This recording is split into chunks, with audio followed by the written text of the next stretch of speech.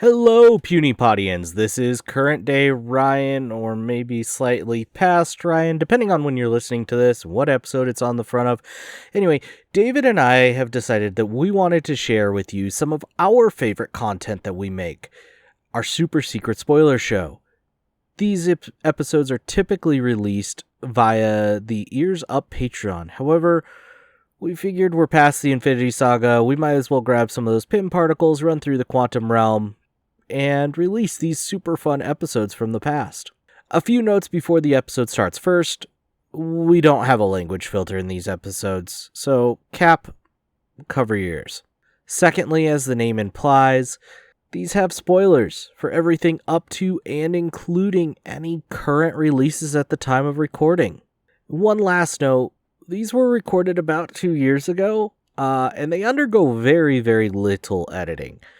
In fact, the sound quality will kind of be what it is, and you'll kind of hear it change over time as I learn and change. Also, things we say might be a little bit out of date. We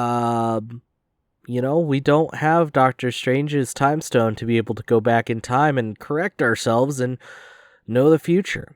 Anyway, I hope that you guys all enjoy this nonsense. And if you want to get these less than 2 years from when we record them, go join the Ears Up Patreon. The link is in the show notes as always. Enjoy the episode. Thanks for visiting the TVA.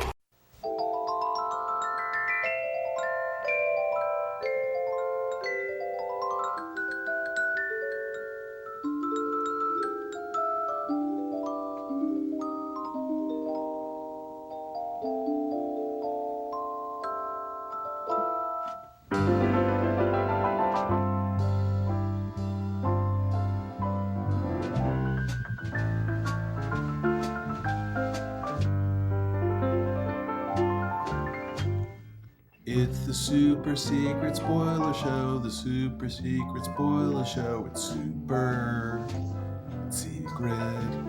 It's a spoilery secret super show, a spoilery secret super show. It's secret, super. We've always wanted to chat about the MCU. We've always wanted to spoil Marvel movies for you, so listen to us as we start to nerd out. You'll learn some things you know nothing about. Go grab a beer, lend us an ear. Won't you check our show out? Welcome to Puny Pod's super secret spoiler show. I have to slow down through saying that because it is not easy. We are here to do our super secret spoiler things for the Patreon. And I do not know what this intro is. I'm Ryan. And my co-host, as always, is David. David, how are we doing this evening? I mean, you got that part right. So, that's the main part. If you were just like, hey, and welcome to my co-host, Melissa. I'm like, oh, her.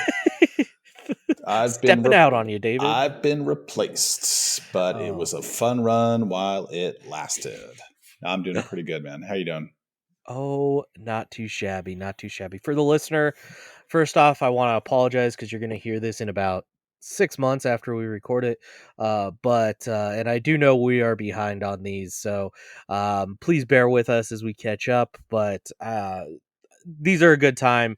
I'm super excited. It's kind of cool to set them off from the main episode a little bit because it lets the movie marinate a little bit and lets us kind of come back to the movie in extra time, which is always a good fun time.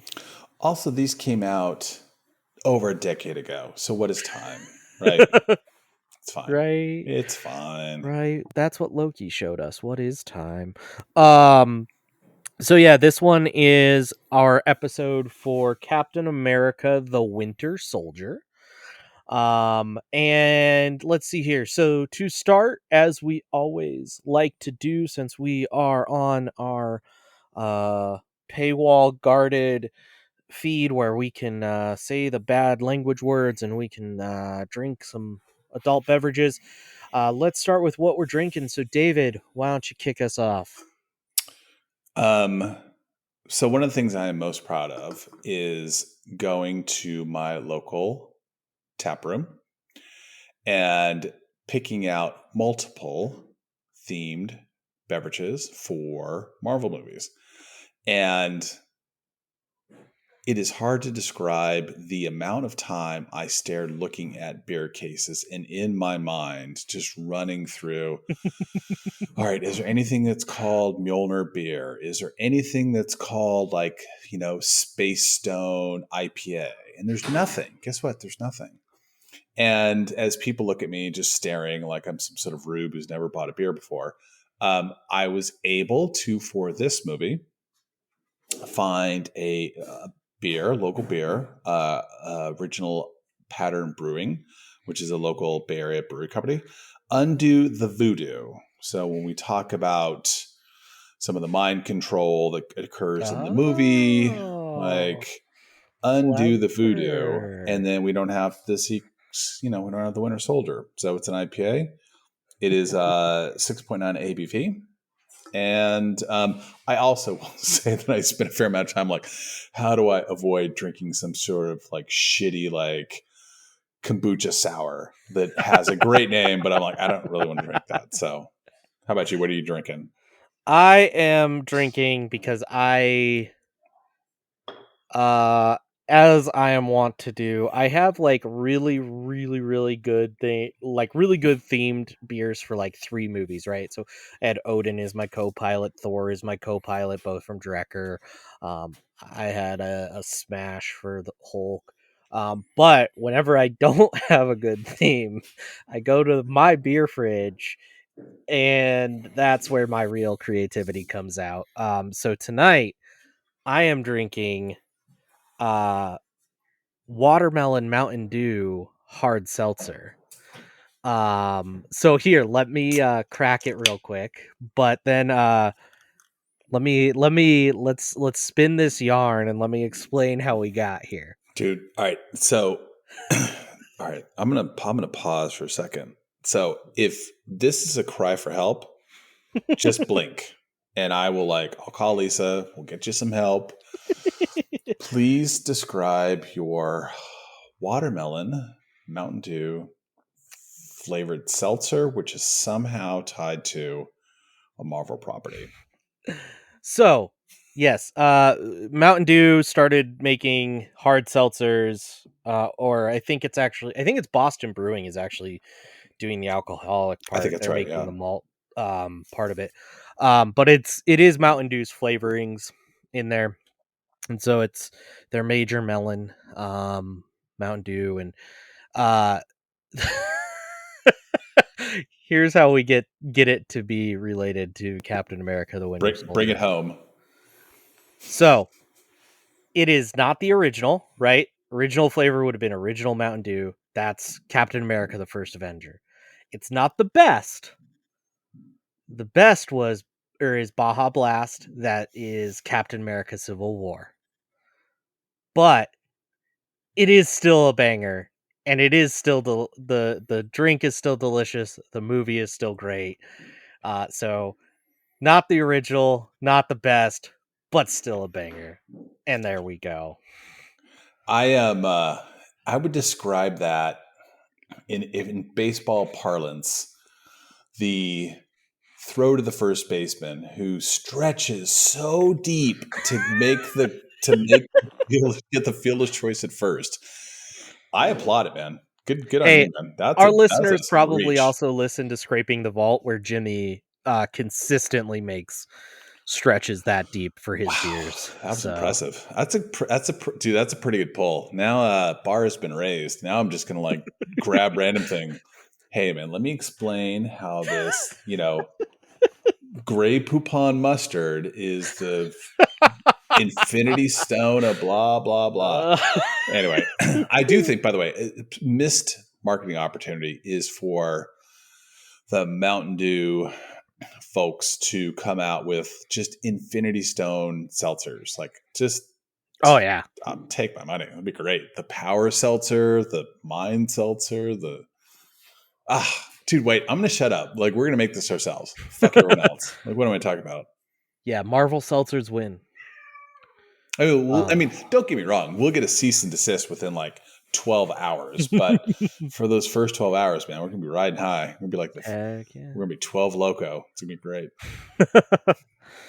All right. So yeah, let's see here. Getting into some spoiler territory. Also, we should mention, if you didn't pick it up already, I don't think we've said any bad language words, but we do say bad language words here. We just watched Age of Ultron, and I'm literally, we're recording this the day that our Age of Ultron episode released, and so I am in that. I've heard myself make that joke about a dozen times because I've listened to various parts of the podcast over and over.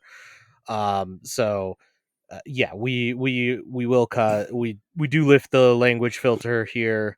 Obviously, if you didn't pick it up by the name already, we also lift the spoiler filter. That's actually what this is all based around, right? So two things. One, as far as spoilers go, we will never on the main shows do something that's going to ruin like future enjoyment of a movie, right? Like there might be some like, this cube shows up in this movie. Second point, more contentious, is I listened to the Age of Ultron and I noticed there was censorship going on for one of us. And I actually, so you texted me about this today, and I thought I was like, where did I say shit?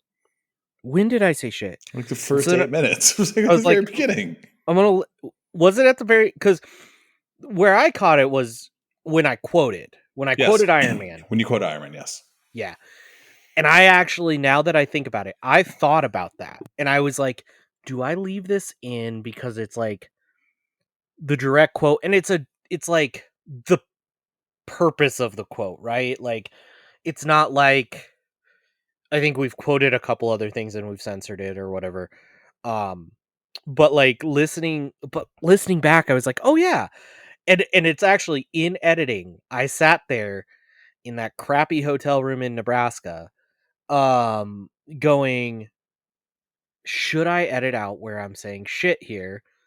Because one, that's the only word that's Iron Man's part of that quote. And two, it would be kind of funny to see. I guess it would have been more comical to go, language. That Will you blurp yourself? Like that'd be good. Yeah. Then I am just going to, with every future movie, to say, quote, fingers, air quote, expletive. It's gonna be great. So, but let's get into Winter Soldier, man. Like I love this movie. It's good. I know on the main show I talked about it. We've looked at a couple more. We're almost done with phase 2. And I know, I don't know. I'm not quite at the point. At some point in time, you and I, we could talk about ranking the various trilogies. I think the Captain America trilogy is going to be number 1 for me. I think it's going to be above Spider-Man. It's going to be above Iron Man, above Guardians. It's so good. And this movie in particular, what they did is they've done certain things. They've kind of bent certain genres. So Iron Man 3 was sort of like a, buddy cop kind of thing. Yeah. It was a Shane Black movie, right? Like at the end of the day, yeah. Right? Thor, space opera, great. This one is just like political thriller, and we're just going to do our thing. And they pull it off. It's really well done. I'm not to repeat the content in the main show, but I love this film. This film is awesome. Yeah. It's a good one. It's one that, like,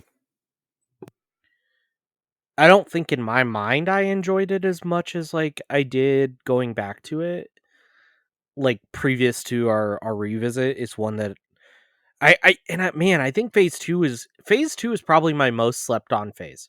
I'm not gonna lie. Just for me, like I'm thinking forward now. Ultron I haven't rewatched, but I loved it in our rewatch. Like I actually enjoyed it quite a lot. Winter Soldier, like I remember enjoying it when I watched it, but I never like went back to rewatch it that much. Right. But I I loved it. It was good. Yeah. And it sets up a lot of things, right? I think more than, because we had Thor: The Dark World, which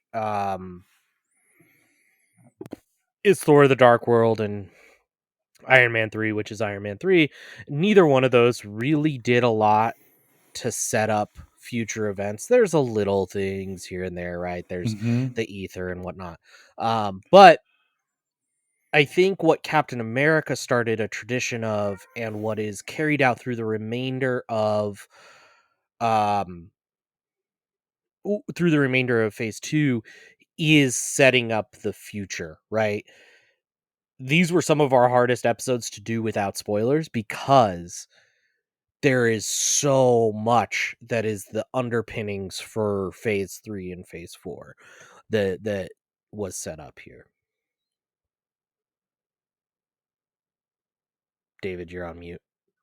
The thing they do really well, thank you. The thing they do really well here is, and I'm impressed they do it here, I'm impressed they do it with Ultron and other movies which are technically sequels, but which tell stories that don't require you to have a lot of background information. You could watch this by itself. Oh yeah. And I mean, there'll be a little bit of stuff you don't quite get, but it on its own stands very well. It is entertaining. It is perfectly paced. It is not heavy CGI. And after having just watched Ultron, it's like I describe it as having like a really, really sugary dessert. You're like, I can't handle any more sweets. And then you have something that's like, oh, this is just a very simple thing. It's a little bit of salt, a little bit of smoke. This is fantastic. Yeah. And that's what this movie is. It's hard to find. I mean, again, it's not, I'm not going to say it's like Godfather 2 or anything, but it's hard to find real faults with the film. Absolutely.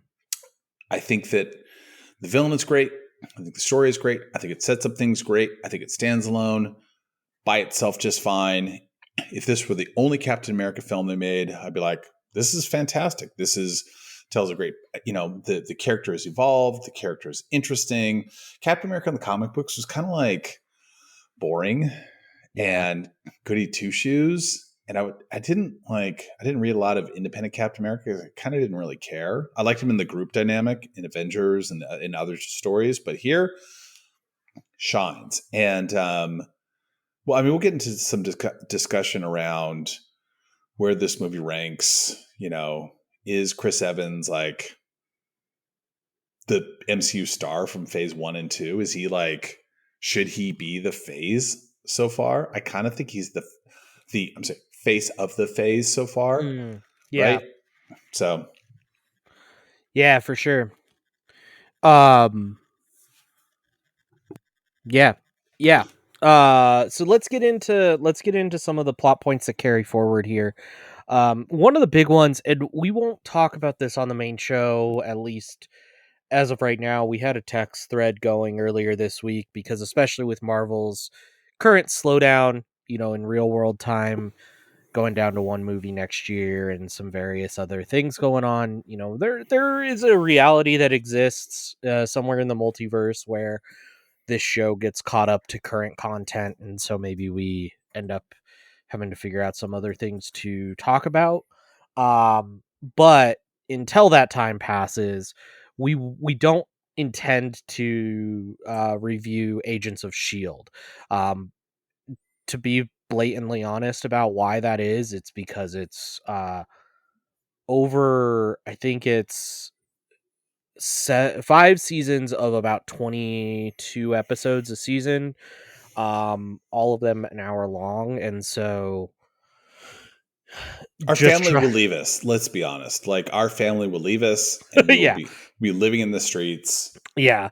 I mean, I could watch that on my own, but trying to then describe it and talk to you all about it, I could never do that. So, no. But this movie, the whole of this movie rocked that, and it's one of the few places where Agents of S.H.I.E.L.D.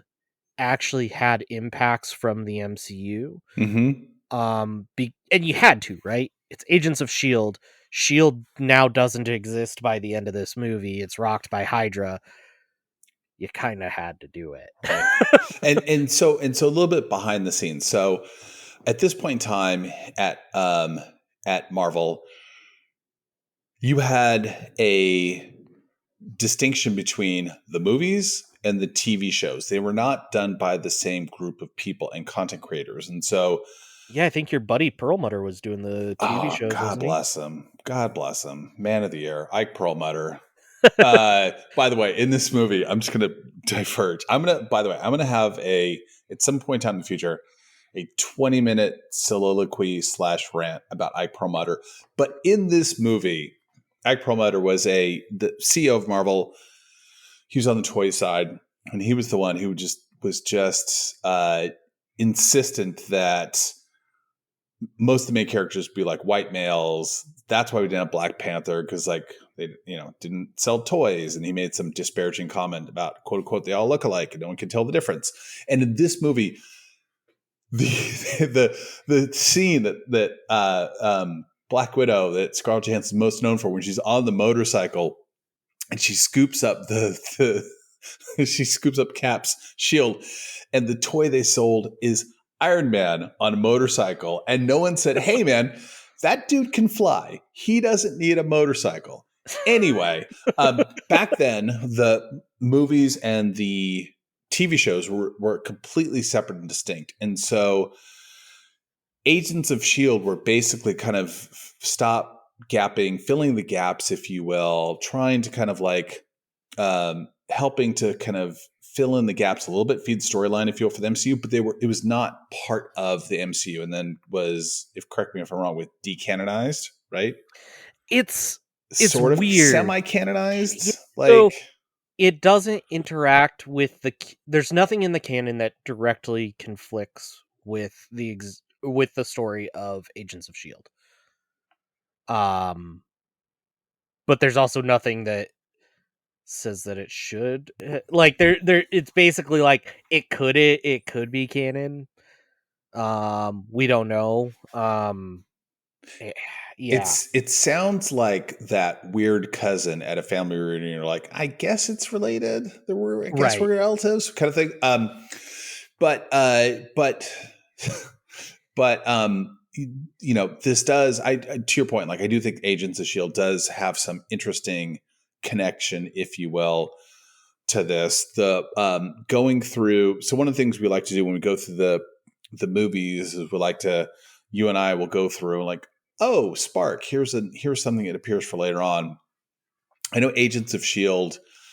got big into the whole HYDRA and S.H.I.E.L.D., which in this movie is very much at the forefront. I don't think it was even hinted at in prior movies. And one of the things that the creators talked about when you make a political, like a thriller like this, is it needs to be somewhat topical. And so, all right, well, what's kind of going out at the time? We're not going to lean into like the politics of the time. So we're going to make up this kind of, not make up, but like harken back in this S.H.I.E.L.D. HYDRA infiltration, if you will. Right. And this is obviously more detailed in this film quite a bit. I don't know. I quite enjoyed the switch, and I fucking love it when we see it in Endgame, which we'll get into in a bit. But the other thing, so there's a lot of things that on rewatch, the little breadcrumbs, the little Easter eggs really popped up. We see the twins, we see Natasha, we see Pietro at the very end. They're kind of cameoed, and then they appear in Age of Ultron. So when you saw this for the first or on rewatch and you see the twins, what's your reaction? I was just like, oh man, I'm disappointed about Pietro. I think in the moment watching it for the first time, I was so hyped. I was like, wait, because that was a really well kept secret. We didn't know that we were getting, I'm going to say the dirty word, mutants. The enhanced correction, yeah. enhanced.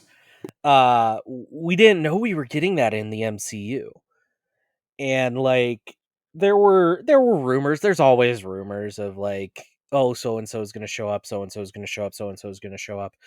But like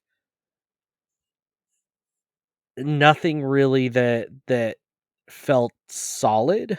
Um and so like seeing them for the first time was super impactful. Seeing them on rewatch, not as impactful. Unfortunately, I think the reality is just that like, hey, it's just less. It hits less because you know we've seen their stories bore out, and it's not as much of a surprise. Yeah. Um, It also doesn't really like open up the door to the mutants. Doesn't open up the door to the X-Men, which is what I've been waiting on for most of my adult life. Or at least as it relates to like Marvel proper. And then B, which is I think which is going to help resuscitate the MCU in the kind of near future. So yeah, it was fun to see them. I thought, let me ask you this. So, in terms of just how the characters are displayed, in terms of their powers, their appearance, you had put aside the, original kind of comic book, costumes and hairstyles. Like, what did you think? Like, were you like, oh, this looks actually kind of cool? Like, what were your thoughts? I think and I know you said to put aside the comic book stuff, but for a second, just to talk about the comic book side of it, I was disappointed that like they ended up being kind of these experiments and that sort of stuff. And at the end of this movie, that's all we really got to see was that they were experiments, right? Yeah, Um, because it was like what 10 seconds of a cameo ultimately. pretty short. Yeah, Um, I did like seeing the like Scarlet Witch at the very end of the cameo did a little bit of reality bending. Like she kind of mashed two blocks together in a like more than a physical way. It looked like she kind of combined their realities, if you will. So that was pretty cool, right? Like that was like a little hint towards her ability to actually control reality, not just do magic. So I do think that was really cool, and I mean, like I say, it was a 10-second cameo, and it definitely was meant to be the hype stinger in the original release. It was meant to get you excited, meant to get you kind of coming back for the next movie. And yeah, how about you? I was excited to see them. All the characters have kind of evolved from the appearance that I remember, like first seeing them in early comic books. I was excited to see more Avengers. I can't say that immediately I saw, I was like, oh, Scarlet Witch, that just reminds me just of her. Like they're different images, different imagery, different like characters, different Yeah, character attributes, I should say. Um, and in hindsight, I almost feel like maybe save it for this movie. Like, I don't know. I'm still going to be hyped. Or I'm sorry, when I say this movie, I mean for Age of Ultron. Like, I would still be makes hyped sense. for that. I don't need to see it. And not that it spoiled it, but it wasn't necessary for me. Yeah, that's fair. That's fair. Well, I think one of the movies that this led a lot to, and one of the characters that I was actually kind of surprised that they introduced, was this led a lot of underpinnings for Captain America Civil War, right? Um, so for those who don't know, Sharon Carter kills Steve Rogers in the comic books. In Civil War, Sharon Carter, brainwashed by HYDRA, as Agent 13, kills Steve Rogers and at the end of the comic book Civil War. And so there had been we talked a little bit about it on the main show. Um, this was during the time Chris Evans wasn't thrilled with being in the MCU. There was a lot of kind of tumult with these big contracts that Marvel was signing these actors to. There was kind of some pushback from the actors at the time of this filming on those, and Chris Evans was kind of the lead in that. And Captain America died pretty famously in the comics, right? Like, death of Captain America at the end of Civil War was a pretty big thing. Most comic book nerds kind of knew that was a thing. There was some imagery around it. And so, and I talked about this on the main show a little bit, but when they introduced Sharon Carter, I was like, oh, they're going to kill him. They're killing Captain America here. Dude, I remember on the main show, you were so disappointed. At the point in time, we're like, okay, this is where he dies. Yeah. Right here. Okay, Right. he is clearly dying here. I'm like, I don't know, man. Like, I think he's going to be around. You're like, no, he's going to die. And so Yeah. it was funny. Yeah. So yeah, I think obviously Sharon Carter from the comic book Civil War, her introduction kind of, I think, triggered to a lot of Marvel fans like, oh, Civil War is going to get used here soon, right? Like, she's a part of the Civil War, so obviously we're going to use that at some point here soon. Obviously Bucky is a huge part of Civil War, Mhm. right? Like the he killed my mom scene at the when Cap and Iron Man get into what I would say is probably top 5 MCU fights. It's because of Bucky, who is the Winter Soldier here. So in this movie, so when Steve and Natasha are in the bunker and they're talking to Arnim Zola, he mentions that Hydra, like this, on rewatch, this is one of the parts of the movie I found kind of stuck out quite a bit for me. You know, talk about how the Hydra changes the present, and there's imagery of the Winter Soldier aiming an assault rifle, and then there's a newspaper that, like, you know, bears headline that, like, Howard and Maria Stark were killed in a car accident. And then what you're talking about is we later see in Civil War, like, Winter Soldier kills the Starks, and that leads to the fight. And I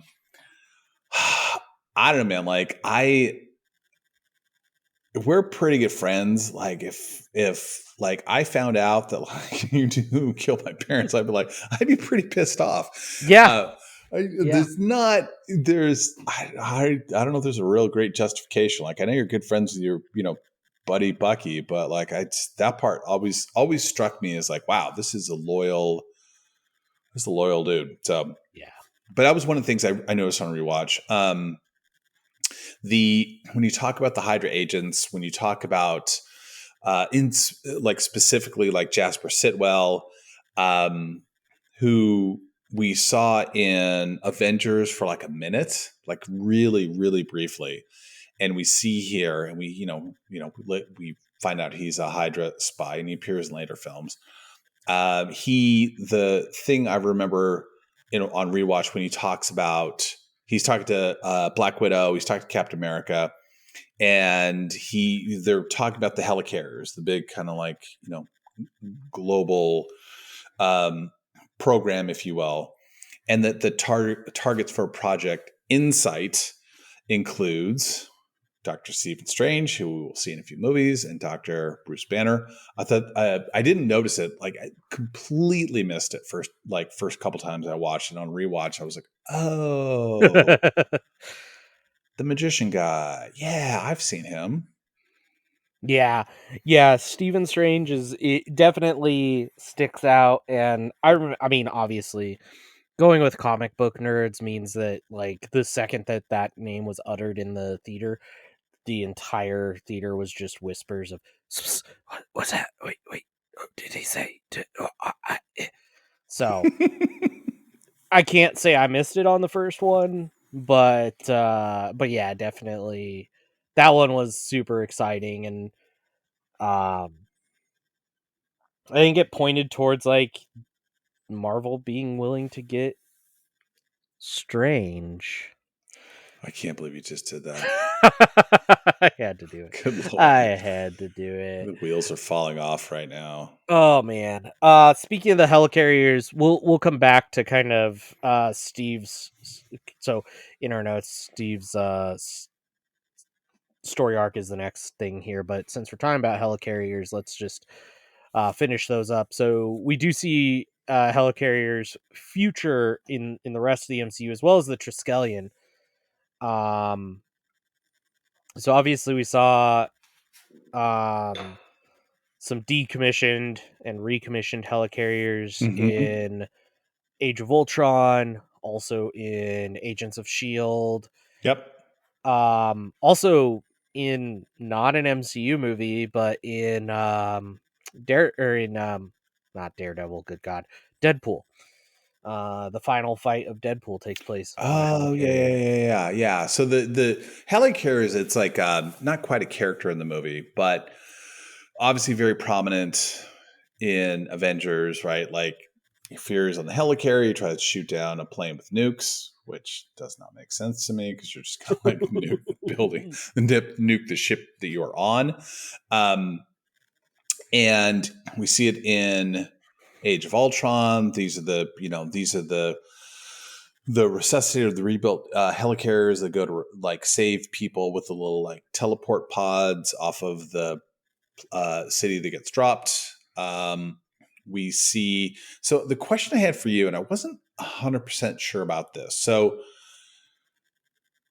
the Triskelion that we see in this movie, I thought it was built in response to the events of The the Avengers. Avengers and Battle of New York.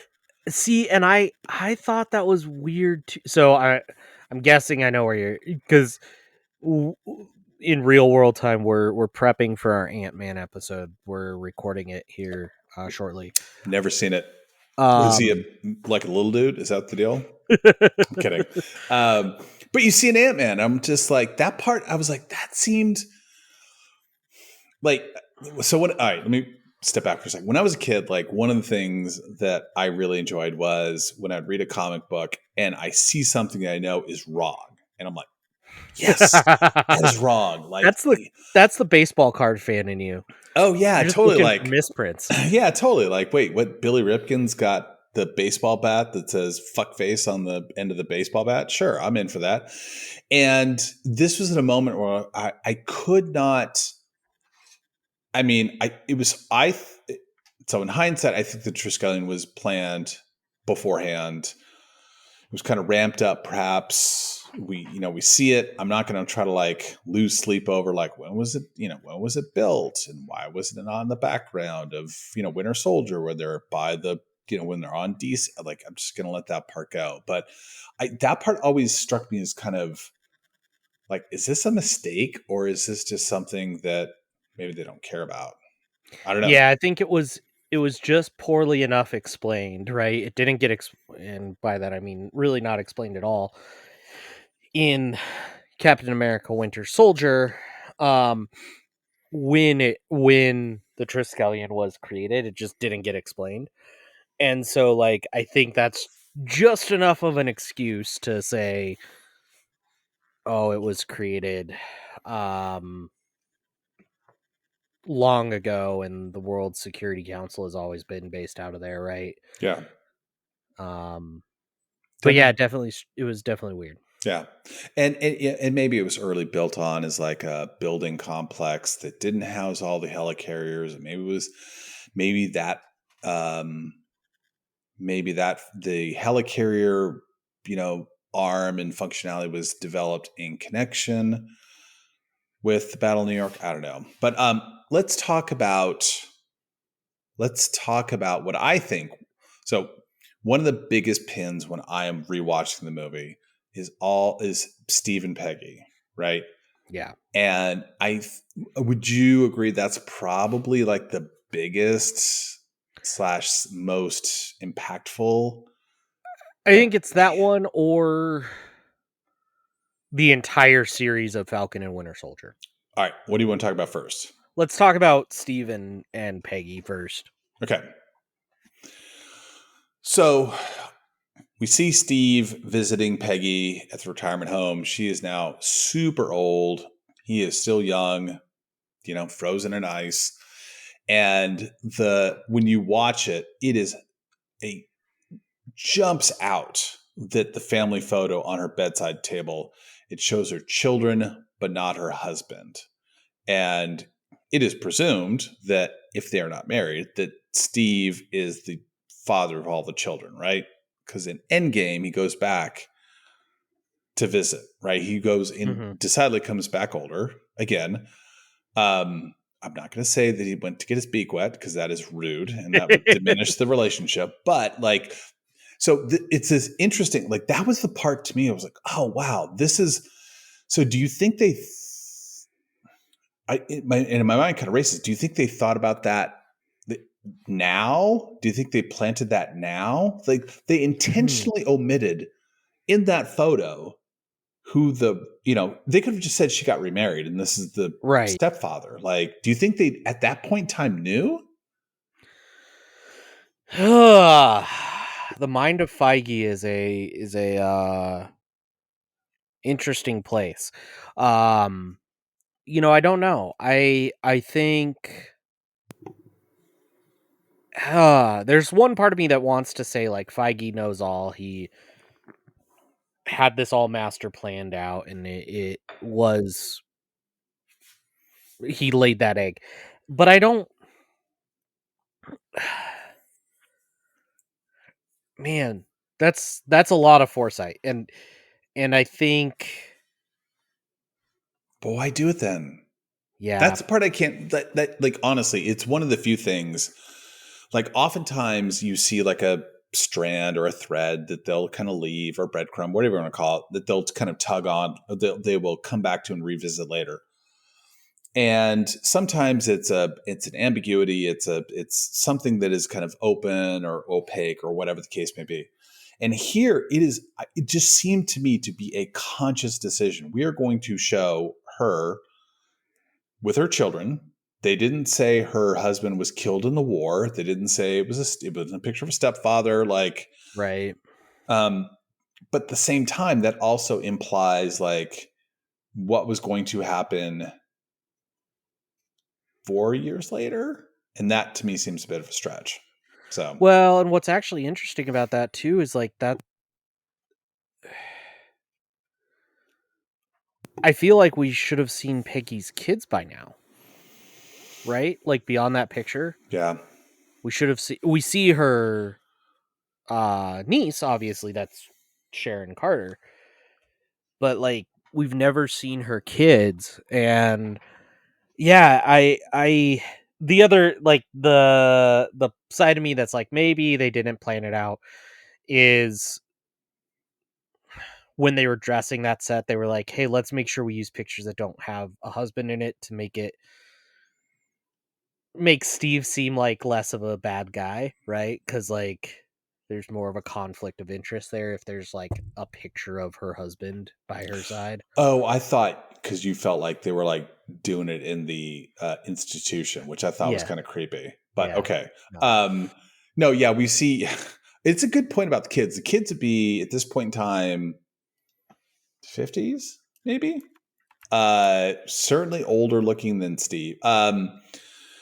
I don't know. I don't have a great answer for this one. Like that was one of the kind of the really big questions that on rewatch that stuck out, and I've not really seen like a great answer to it. So, yeah, you know what?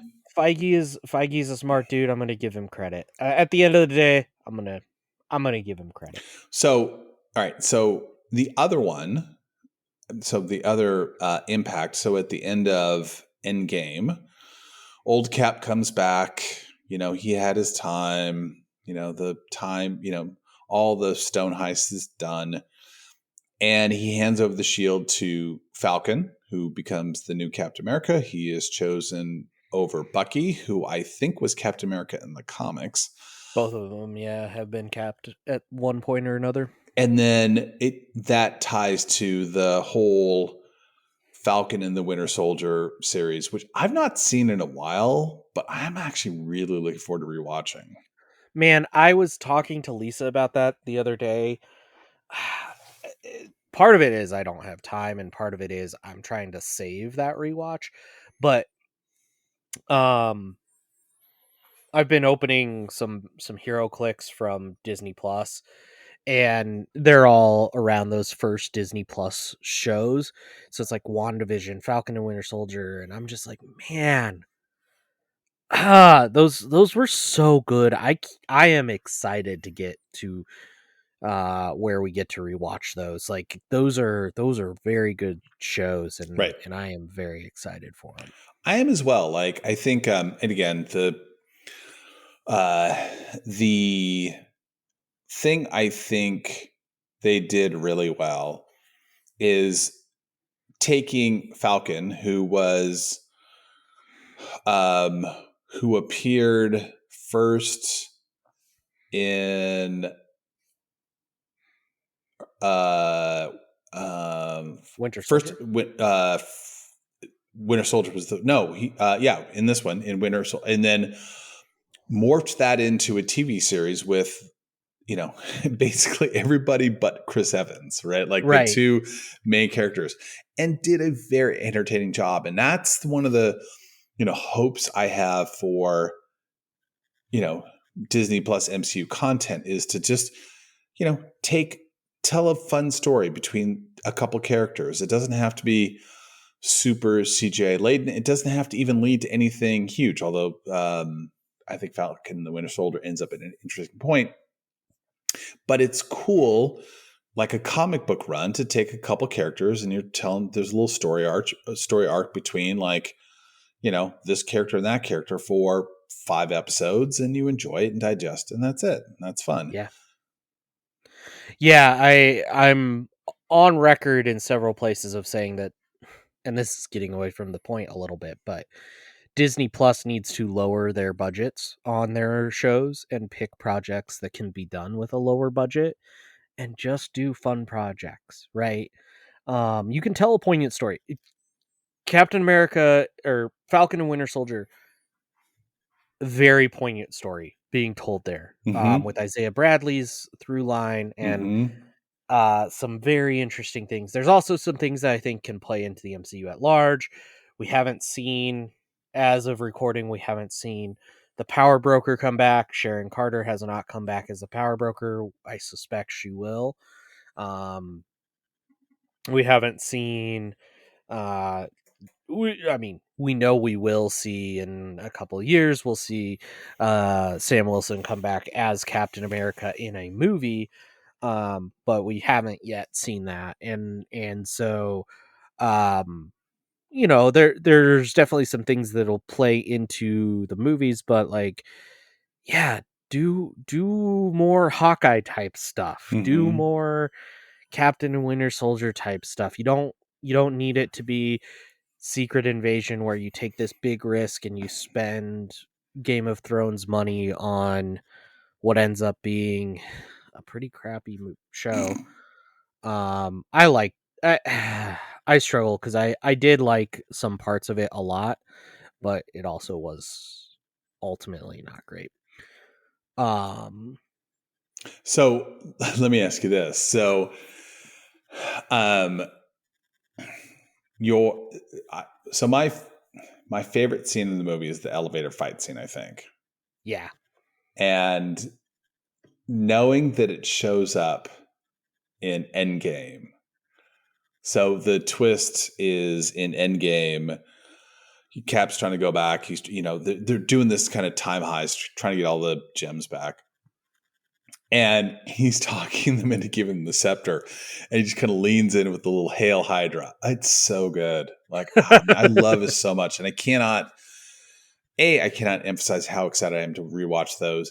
B, I cannot emphasize how much caffeine people should drink before those episodes, because those are all going to be 9 hours long. So, yeah. Yeah. Well, and I will also say, side note with the whole like Hail Hydra in Endgame,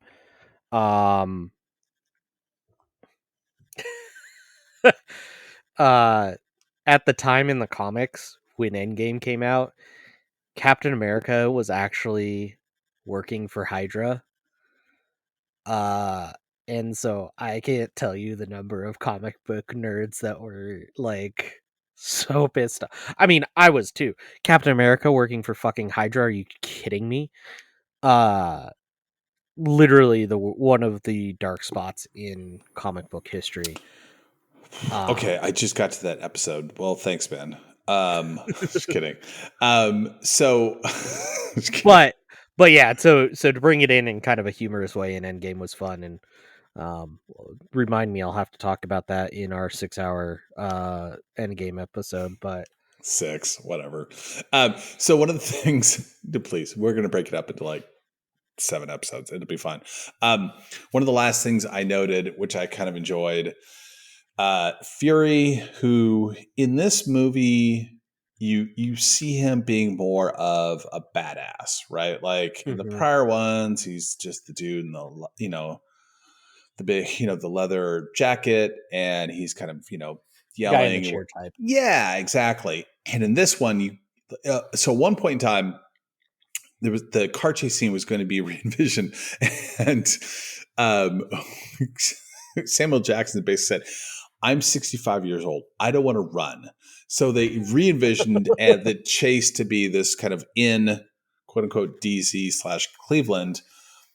But you see him in this movie, like you can kind of see him being a badass, and which I really enjoyed. And one of the things I liked that I think they've done pretty well, especially in hindsight after watching these over and over again, is to see his character, little elements, little pieces and aspects, and we certainly see it later in the MCU one he just did.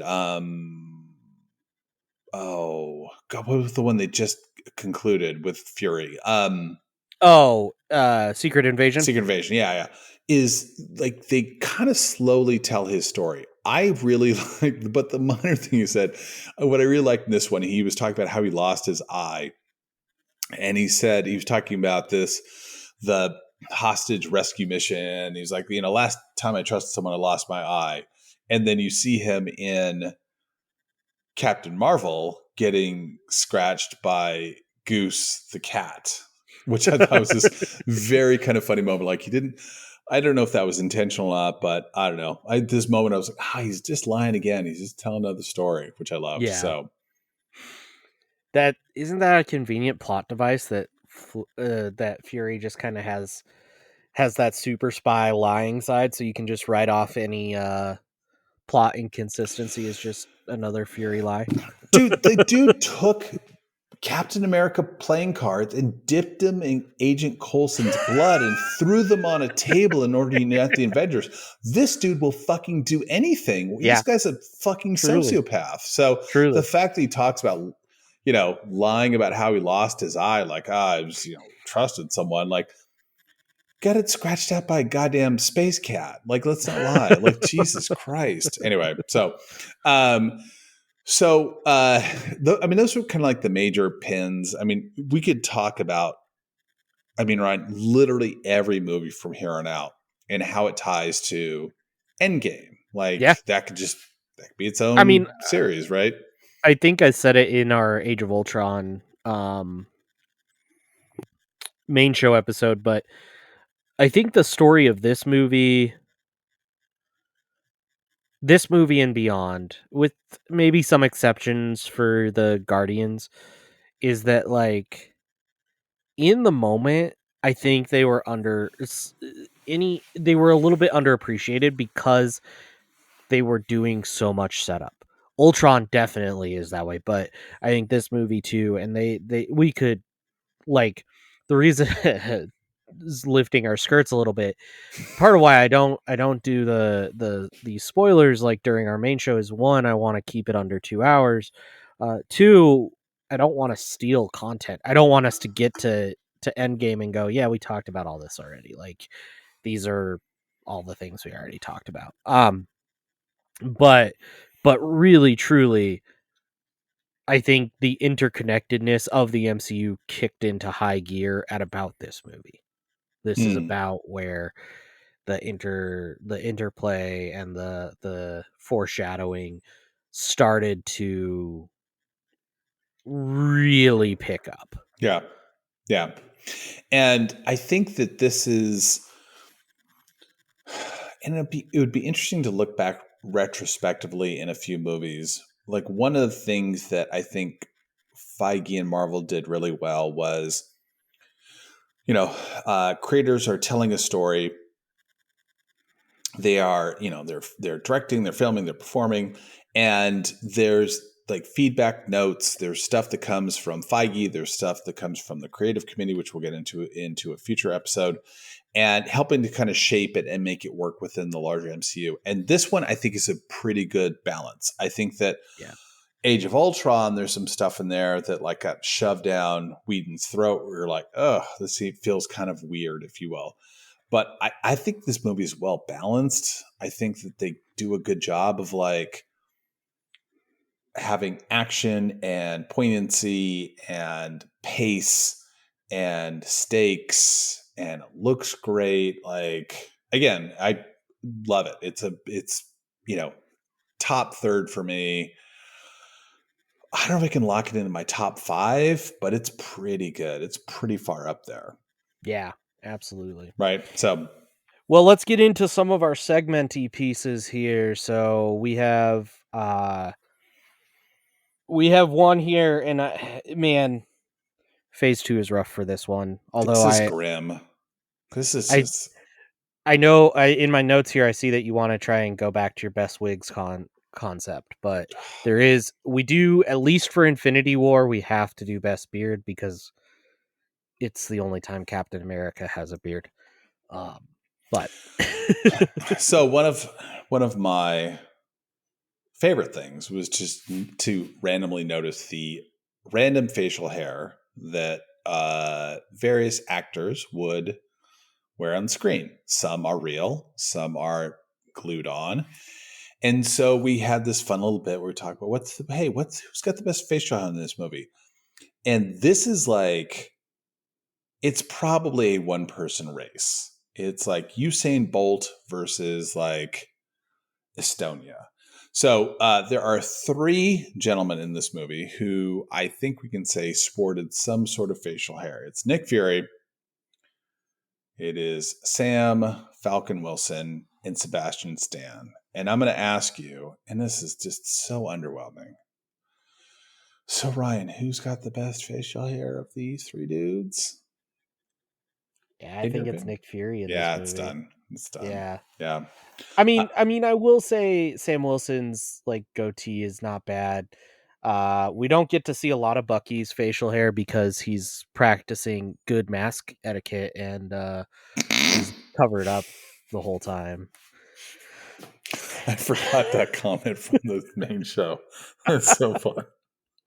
I'm sorry. I digress. Yeah, no, it's sad. Like, I will say though, my man, Age of Ultron, we got some bangers in there. This is where this segment picks up, because right now it sucks.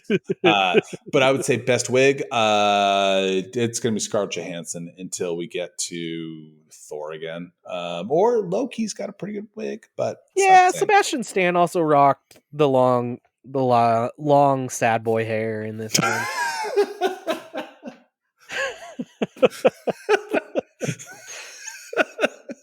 I don't know why it cracked me up. Yeah, I'm just thinking like emo Winter Soldier. It kind of cracked me up. Okay. But we will end on a high note. We are going to ask a question, which I think like most of the world really wants to know. In this movie, if you were forced to cast National Treasure, soon to be Academy Award winner, Nicolas Cage, in any one role, or actually, fuck it, multiple roles in this movie, whom would you cast him as? Oh, that's a challenge. I think I'm gonna go. I'm gonna go with Aram Zola. Oh shit. Okay. Digitized Aram Zola. Because you get him in a few movies. Yep. You get him in the few movies. That's a pretty good one, man. That's a pretty good one. The question is, would he try and do the accent? What do you mean when you try to do the accent? This is. I'm like trying to mix a German accent with. Keep going. Go ahead. I can't. There's Cook, no chef. way. I Go. Go. Don't. This is what happens. So, HYDRA was founded on the belief that humanity could not be trusted with its own freedom. God, why do I sound like Matthew McConaughey? Yeah, you definitely had some McConaughey in there. Sorry, then. Folks, we are Ryan and I are just level 1 in our speech and dialogue class. We're gonna get up there pretty soon. Zolan's Armin Zolan's a pretty good one. I like that one. I think there are some good ones. So you took the good one. I am going to go with. I mean, I think asking him to do Winter Soldier is too much. Although I would love to see the fucking wig, because that is going to. Because first of all, he's not going to wear a wig. He's going to grow that shit out, and he's going to show up with his own Winter Soldier costume. But Yeah, I'm going to go him as Agent Brock Rumlow. okay. So just for the scene in the elevator, he's just got like the little buzz, like, "Hey there, sorry, Cap. Nothing personal." Like, "Hey there, big guy." Like, Hey there, big guy. "Hey there, big guy." Like, because I also just I don't know if you ever saw, like, because it's such a small role that there's the element where you could just see him ready to like act and like, Yeah. I want to be seen. And I'm like, I could see him in the elevator, like doing this darting glance with his eyes and like, like puckering his lips just to like have his presence known, because he's about to turn like, anyway, that'd be my choice. So There you go. Hey, that's a good one. That is a good one for sure. For sure. All right. Well, ooh, I gotta make sure we make notes of that one too, because during our phase review, we like to rank those. So, I've already got it, man. cool. Well, David, I'm gonna get our thank yous out of the way here. I genuinely appreciate anybody who is paying money to listen to me talk. Anybody who has used our coupon code that we talk about on the main show, I appreciate that. I appreciate the heck out of y'all. This is awesome. Make sure that you listen to all the other shows on the network. They also contribute some fun stuff here and there. I saw After Hours has started to show up from the Scraping the Vault guys, / Supreme Resort guys. And obviously you have the Secret Show. It's a good time, and but yeah, genuinely thank you, Patreons. We so appreciate it. We're coming close to a year. Our podiversary is in January, so No, it's not. It's this month. well, we recorded at the end of the month. We've released our first podcast in Dude, January. okay, let me pause for a second. So if you and I elope and then we have like the public ceremony in just January, fuck that, man. I'm going back to December. I'm counting every day. No, I'm kidding. Like, yeah, no, we're coming up in a year. It's I pretty think wild. December. We're actually close to. I'll have to look. I think it's the 11th. We're close to exactly when we recorded the test episode. Oh, God, that's Jesus Christ. I haven't listened to it. So just so people know, like, and no one's listening now except probably me and you and a couple other people. But if anyone is, God bless you. Thank you, Eric. Thank you, Eric. Thank you, everyone else. We recorded like a test episode, like, hey man, before we do a live one, why don't we just do a practice one? And I've never listened to it. I have committed myself. I'm actually, as part of the prep for when we get to Civil War, I'm going to listen to it and see how much I hate my own voice, and then B, hopefully we've seen some market improvement. So There we go. But yeah, again, thank you guys so much for everything. And we so appreciate it. And I know the other shows on the network appreciate it too. And yeah, other than that, the next, oh man, I'm like time warping here. I don't know what the next main show you're going to hear when you actually hear this is, so I'm not going to even try and plug our main show. Listen to our main show if you don't already.